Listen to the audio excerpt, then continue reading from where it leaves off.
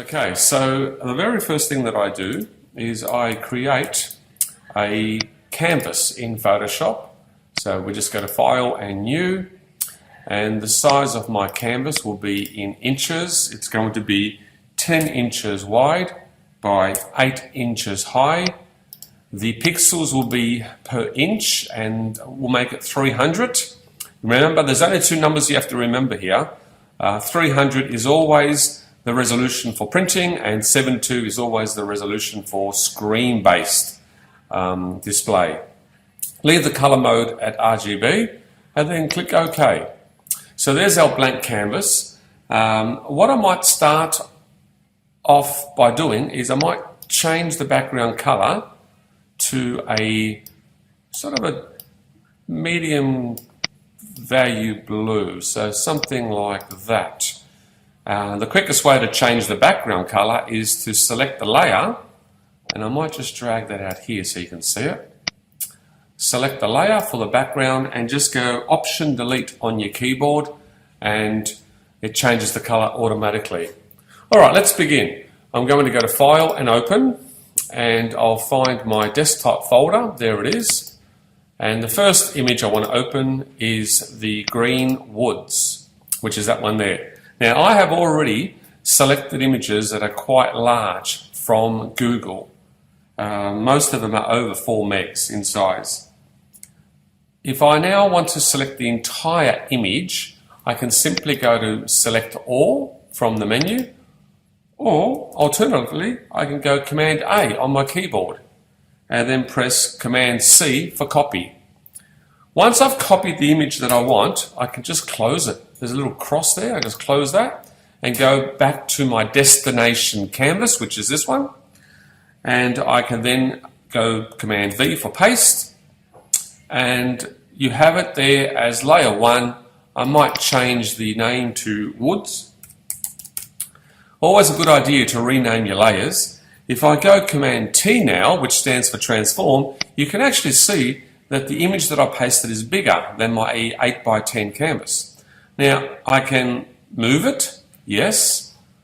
I can shift drag to make it a bit smaller to fit the canvas, but that's about it. Remember the golden rule, you can reduce a pasted image to make it fit, but you should never enlarge anything to make it fit the canvas. Otherwise it'll pixelate when you print. Now, I'm not happy with just having the green woods. I want to turn them into blue woods to create like a moody, eerie environment. The quickest way to do that, you can either go to this is the slow way, you can go to the image menu, choose adjustments and choose hue and saturation. But you can see here the keyboard shortcut is Command U. So the quickest way is to simply press Command U and move the slider for hue. Now if I move it all the way to the left, you can see the colours changing from green to blue. I might just bring the saturation down a little bit and click OK. Now see these white areas of the sky? If I want the white to disappear and blend with the background colour, I can go here in the layer palette and choose a layer effect called Multiply. And what it does, it simply blends the layer or the picture of the woods with the background color. Alright, the next thing I might open up will be the cabin. Now this is where I'm going to demonstrate different selection techniques. Here's the cabin. If I want to just select the cabin and nothing else, obviously I've got lots of different tools I can use. The one that I think would work best is the polygonal lasso tool, the polygon tool. So if I click on that, this is a point and click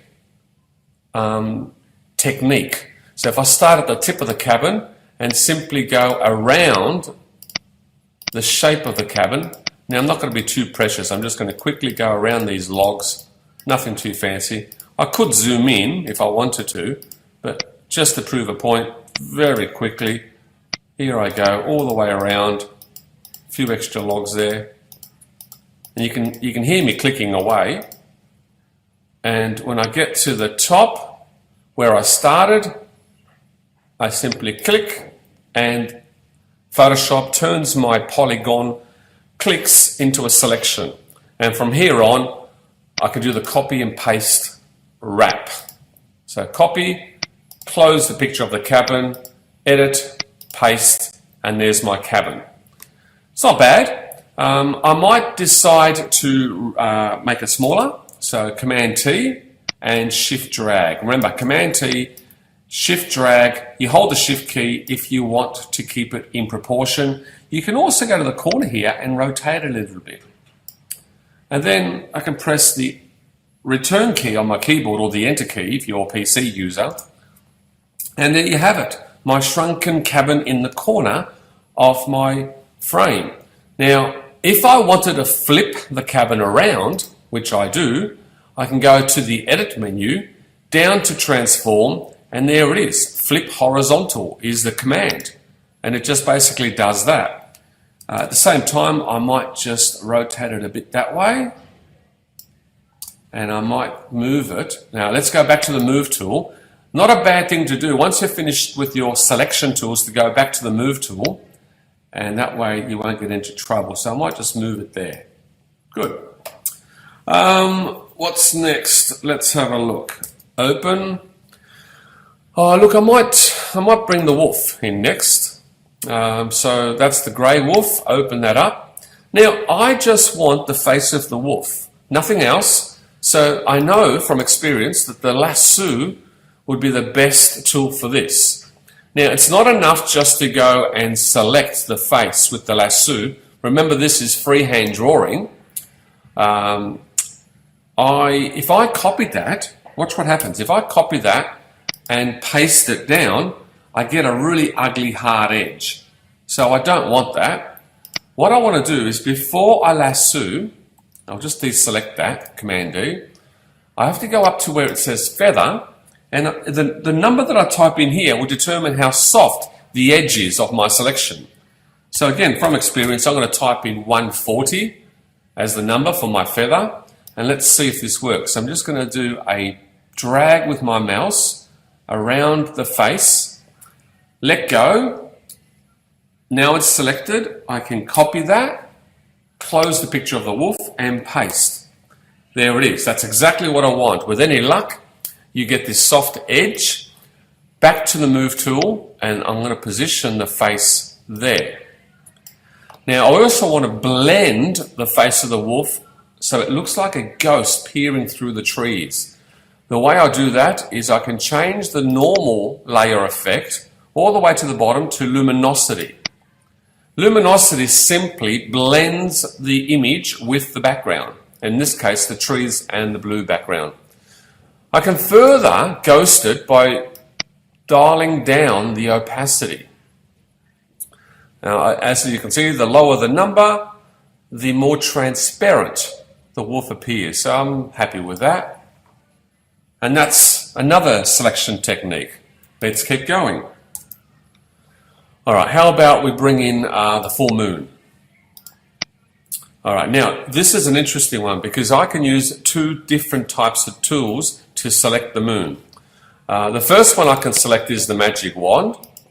Remember, the magic wand works beautifully if you've got an area of equal value. So in this case, the black is the same value. If I click on the black with the magic wand, Photoshop will select the black. But I don't want the black, I want the moon. So I simply go to Select and choose Inverse, which basically means swap around, and now you can see I've got the moon.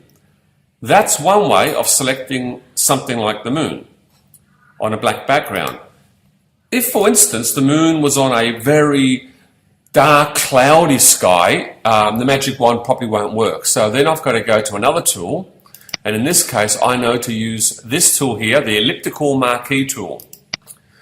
Now, you can't just drag and draw a circle like that, because that's what the elliptical tool does. It draws circles or ellipses. What I need to do is guess where I think my starting point is. Now, if I hold the Shift key and I start around about there and drag my mouse, it'll give me a circle. Now, it's not going to be perfect. You can see I'm kind of like off target off register. But if I let go here, on the keyboard I've got some arrow keys. I can tap on the arrow keys, in this case the down arrow and then the right arrow, and I can nudge it into position. That's not bad. Happy with that. Doesn't have to be perfect. So now I have selected the moon with the elliptical marquee tool. Back to copy. Close that now. Don't save. And paste. Now this is interesting. Yes, I have got my moon. It is pasted at the top of the stack. So naturally it is the closest thing to me. It's in front of the cabin. It's in front of everything. If I want it behind the cabin, I have to change its position in the layer palette. So in this case, it's simply moving it down the stack so it sits behind the cabin. And if I just move it a bit further down, it won't interrupt. I'll just move the wolf a little bit higher. I don't like the nose being there. I'll just move that a bit higher. But yeah, I might just leave that there. I might bring the cabin a little bit lower and we'll see how we go. Don't forget to name your layers because you will get confused if you have too many layers.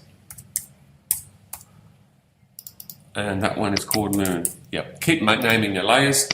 Look, I haven't saved this, which is wrong. I should have saved it at the start, so I might just go and save it now.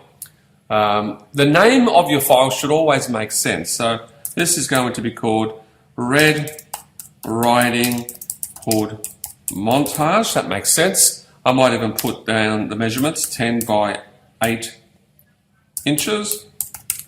And I'll save it to my Red Riding Hood folder, which is on the desktop, and leave it as the Photoshop format. Now, you can also click on this little arrow in case you don't know where your folder is, and that will let you select the desktop and then of course your folder. And I'm going to pop it in there and click OK. Alright, so I've saved it. I'm happy now. I've got 4 layers happening. Now let's bring in the werewolf, which is basically a guy dressed up in a werewolf suit. Now I've deliberately chosen this photo from Google because I wanted something on a plain background to then use the magic wand. So if I click anywhere here, you can see straight away it's picked up the background. Now the magic wand works with this thing called tolerance, which is up here.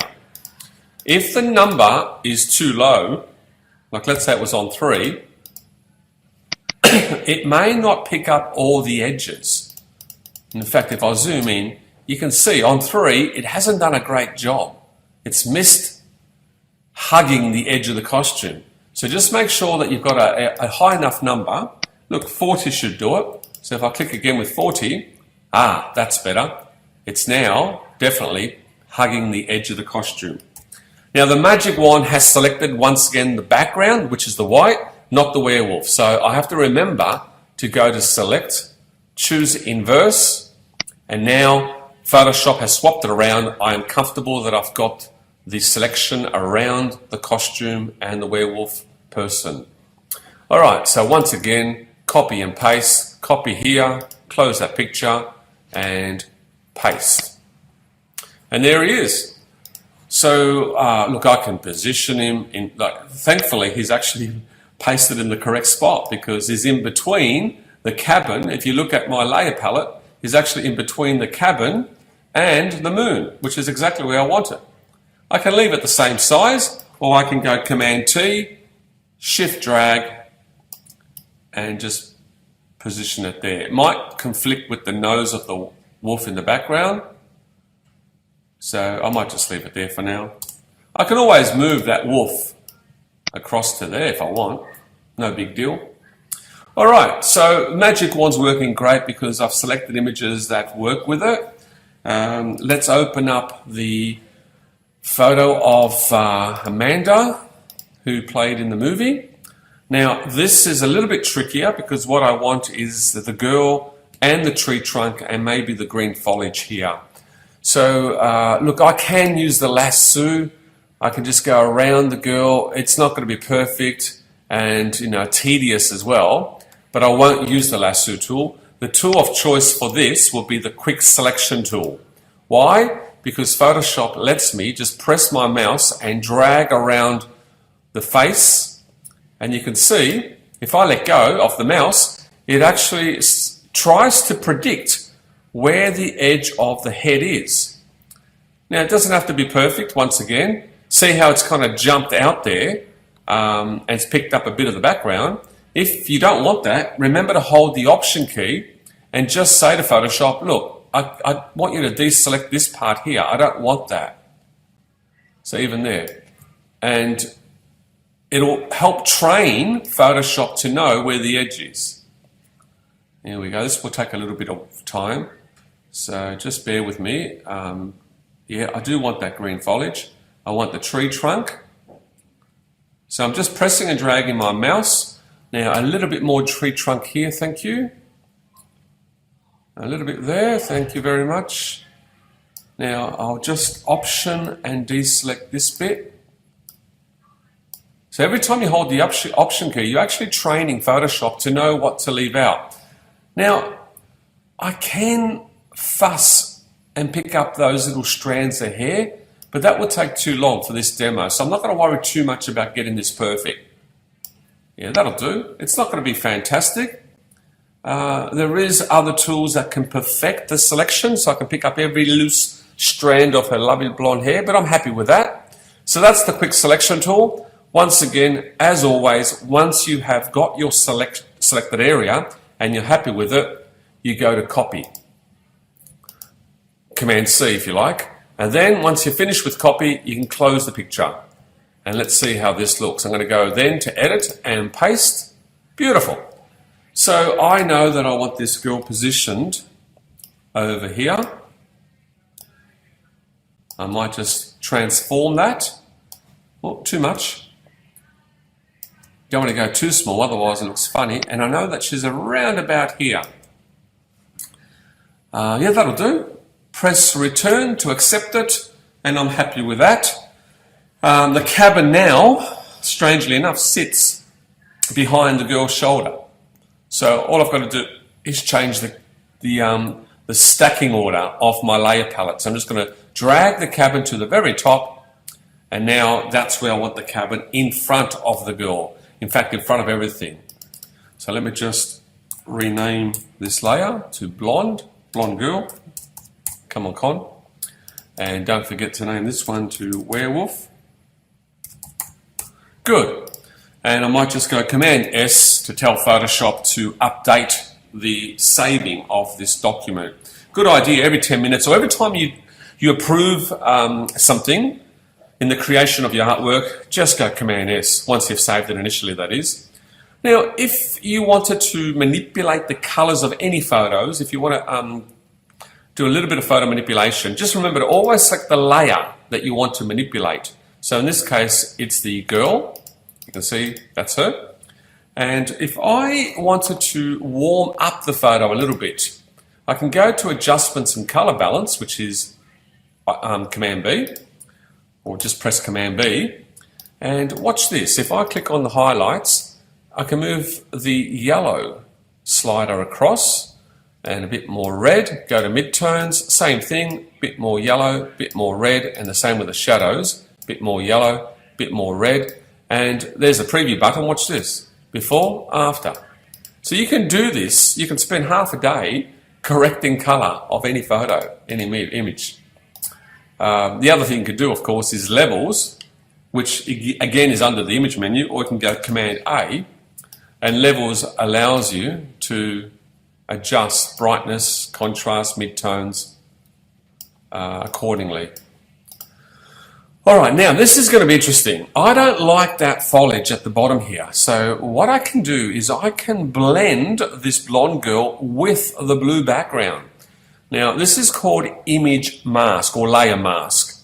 Now the way it works, there's about 3 steps involved. I select the layer, which I have, of the blonde girl. And then right down the bottom of the layer palette, there's a little icon that looks like a camera.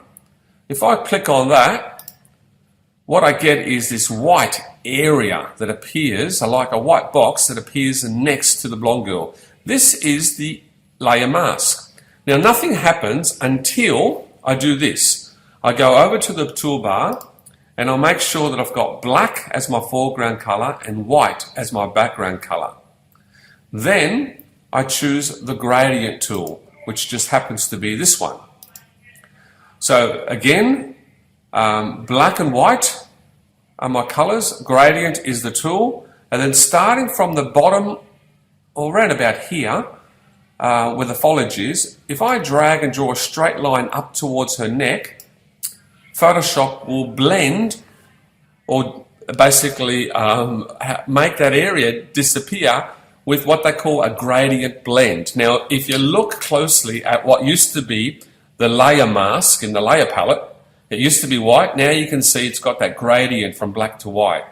Now this means that I can drag in any direction and it'll blend accordingly.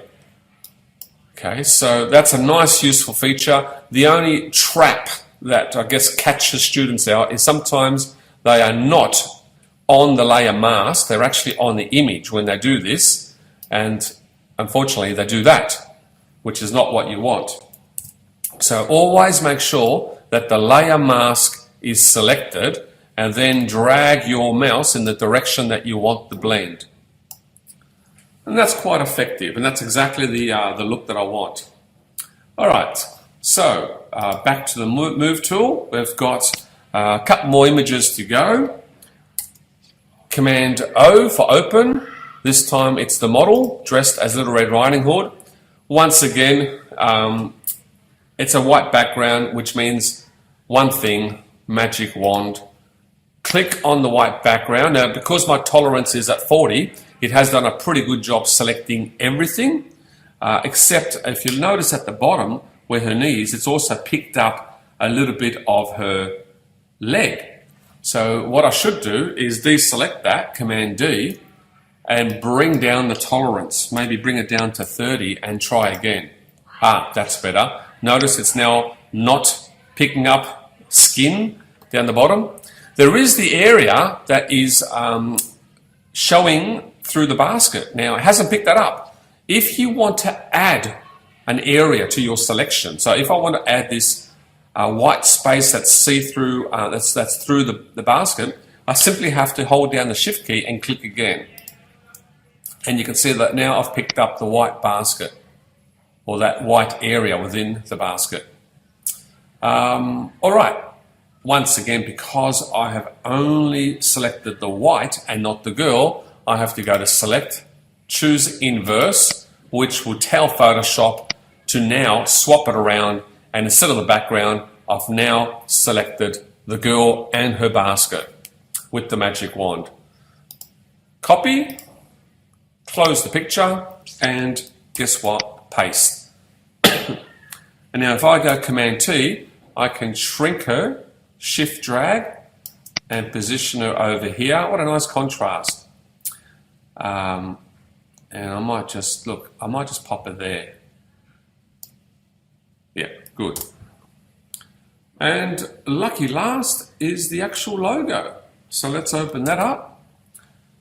Now, this logo I found on Google. If you look closely, the extension says PNG as opposed to JPEG. Now, if you are lucky to find a PNG icon or image on Google, you can't tell, but a PNG usually means that the logo is on a transparent background, not a white background. What that means, if I open that up in Photoshop, see that checkerboard pattern? It just basically means that there's no white background. In fact, it's got no background at all.